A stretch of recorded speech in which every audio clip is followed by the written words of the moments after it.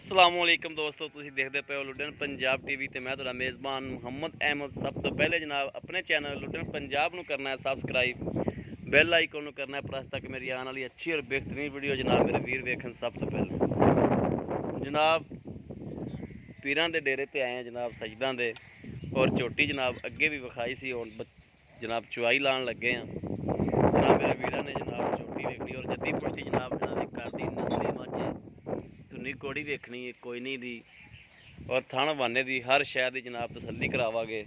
माशाअल्लाह जानवर बड़ा सोहना सुथरा है,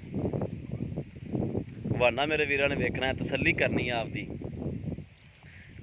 बाई च कुछ होवे फर्क, थन च होवे फर्क, सूत्र दा भी माशाअल्लाह मेरे वीरां ने तसल्ली कर लेनी हर चीज़। ओ हौली टोर मट्ठा टोर माड़ा है। माशाअल्लाह माशाअल्लाह थन वाने दी बड़ी सोहनी झोटी है, दूजा सुबह हों सुई है जनाब, मगर भी कट्टी है। यह जनाब थन शन वेखना हर चीज़, आ कर्म वाली थन शन माशाअल्लाह वेखना है, सोहना हर पासों। लाओ जी इनू बच्चा लाओ, बनो इनू। यह जनाब थन बड़ा सोहना माशाअल्लाह लग्या झोटी नूं, नवाब झोटी माशाअल्लाह। और घर दी जनाब झोटी है,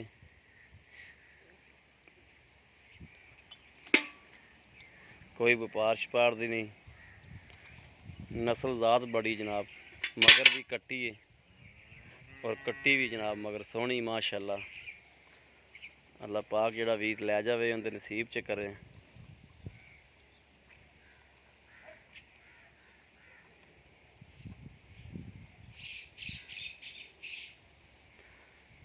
और दुध जनाब अपने अगे आ जाएगा हुणे ही।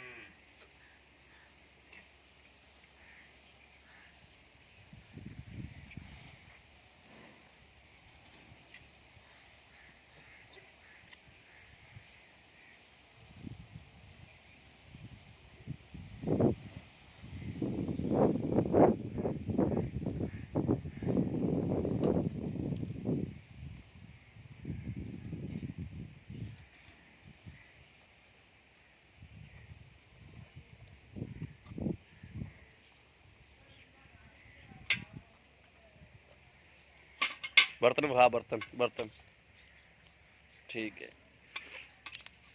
माशाअल्लाह। पहले एक एक थन पास कराना माशाअल्लाह माशाअल्लाह।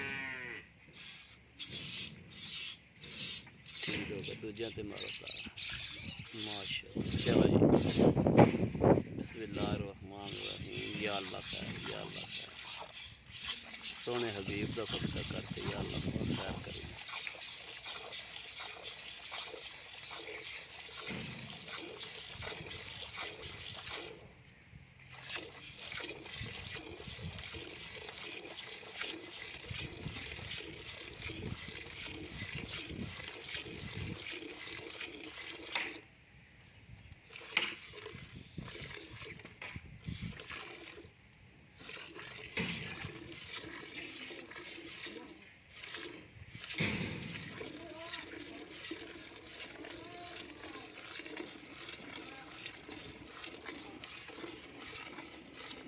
मझ डरांदे जो, बकरियां बंदे फिरदे जो।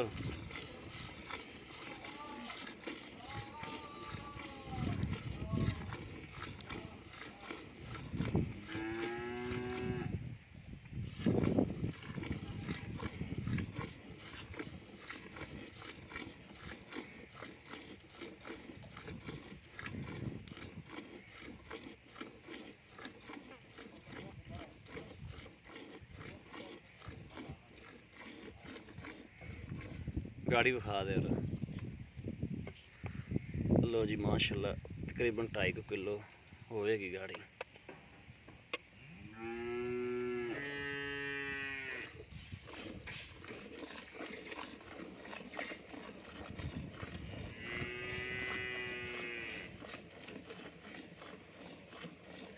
धार बड़ी माशाल्लाह मोटी, चवा बड़ा सोहना माशाल्लाह।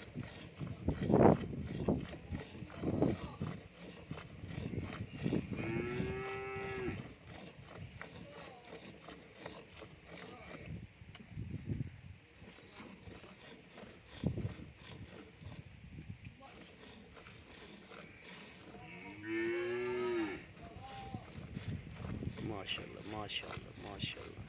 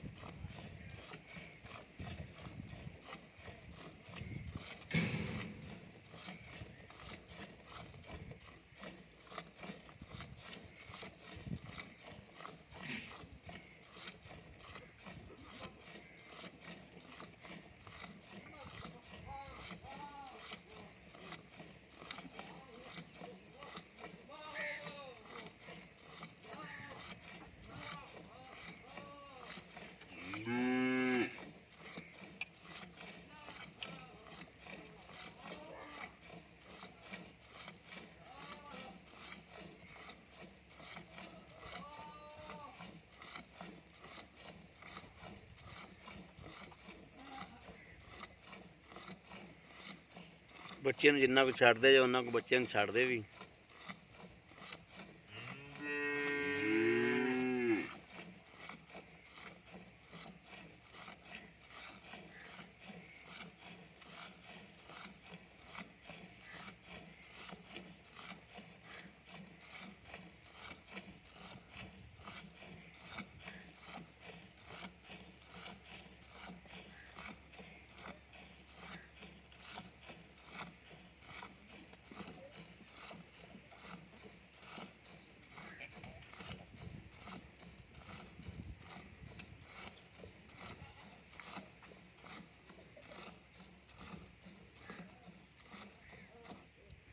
माशाल्लाह इक्को जे थम निकले।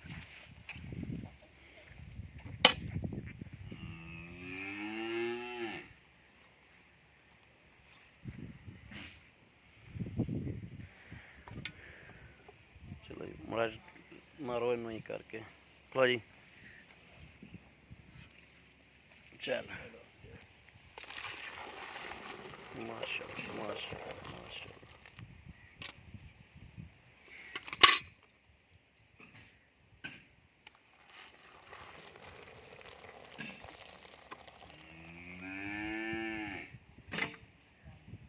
रखो जी गड़वी नाल ला ला। बिस्मिल्लाहिर्रहमानिर्रहीम। एक दो तीन चार पांच पांच पांच पांच छे